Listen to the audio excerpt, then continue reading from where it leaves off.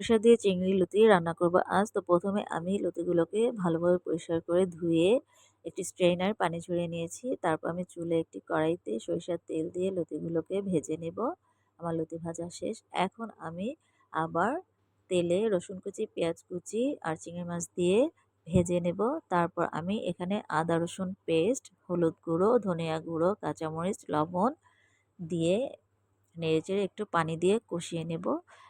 এরপর আমি সরিষা আর ২ কোয়া রসুন দিয়ে আমি ব্লেন্ড করে রেখেছিলাম। সেই সরিষা পেস্টটা এখন দিয়ে দিলাম। তারপর আমি লতিগুলোকে দিয়ে দিব। নেড়েচেড়ে একটু পানি দিয়ে ঢেকে দিব সিদ্ধ হওয়ার জন্য।